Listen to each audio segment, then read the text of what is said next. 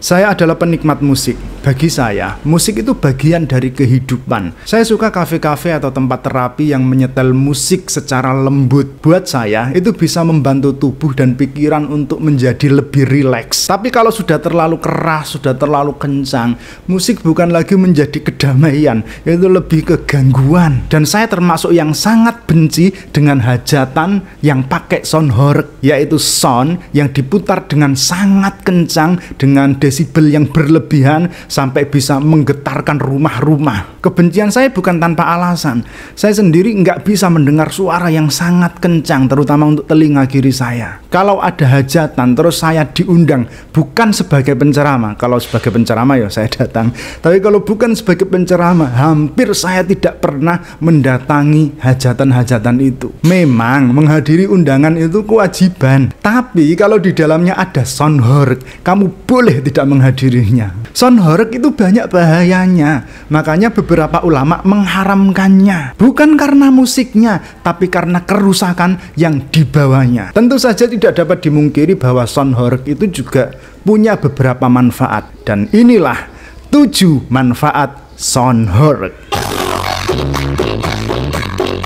Yang pertama, memajukan Indonesia. Ketika para ulama memfatwakan bahwa sound horeg itu haram, pemilik sound horeg berkomentar, kapan Indonesia majunya kalau masih bahas halal haram? Mungkin ada sebagian Anda yang bertanya, emangnya sound horeg bisa bikin Indonesia maju? Tentu saja bisa. Sound horeg itu bisa membuat Indonesia maju ke jurang kehancuran. Yang kedua, menghasilkan intensif ekonomi bagi produsen sound horeg dan pemiliknya dengan legitimasi budaya. Nyewa sound horeg itu nggak murah, bisa sampai puluhan juta. Dan fakta menariknya, rata-rata yang menyewa itu bukan orang kaya. Ada yang sampai minta sumbangan-sumbangan warga untuk bisa menyewa sound horeg. Dan untuk mempertahankan bisnis ini, mereka melegitimasi itu sebagai bagian dari budaya.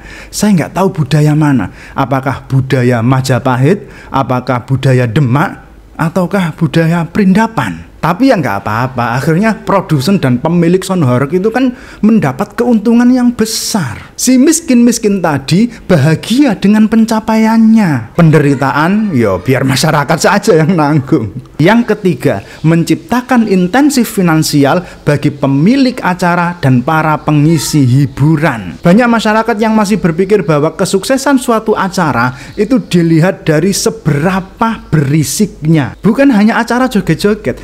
Saya beberapa kali mendengar acara sholawatan, si pemilik majelis marah-marah karena soundnya kurang kenceng. Makanya ada juga pimpinan majelis itu yang punya sound sendiri. Jadi intensif finansialnya double. Sudahlah tarifnya mahal, ditambah lagi dia punya bisnis persewaan sound horeg itu. Mungkin kalian gak setuju kalau sound yang dipakai di acara sholawatan itu saya sebut sebagai sound horeg. Tapi bagi saya sama saja, karena sama-sama menghoregkan dunia dan gendang telinga. Ya cuma beda genre lagu aja sih, sama beda kostum. Yang keempat, meningkatkan aktivitas ekonomi sektor penyedia bahan bangunan dan jasa konstruksi. Banyak beredar video gara-gara sound horeg itu ada kaca yang pecah, ada genteng yang berjatuhan. Nah nanti kan mau nggak mau si pemilik rumah ya merenov rumahnya, ganti kaca, ganti genteng, ya masang. Belinya di mana? Ya di toko bangunan. Yang masang siapa? Ya tukang. Jadi itu sangat membantu meningkatkan perekonomian beberapa orang. Dan katanya kalau sound horeg itu bisa merusak suatu bangunan atau sebagian dari bangunan,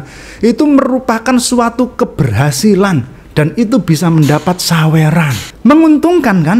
Paling yang dirugikan siapa sih?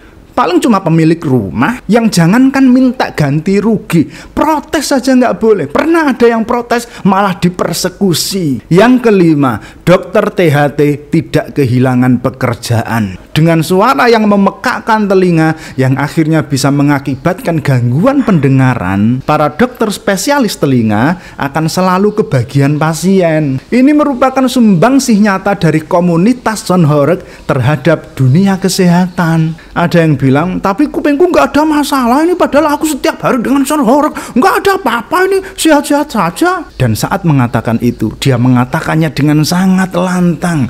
Anda tahu, seperti orang dengan gangguan pendengaran. Ya, bisa saja sebagian orang yang sering mendengarkan Son Horeg itu pendengarannya masih normal-normal saja saat ini.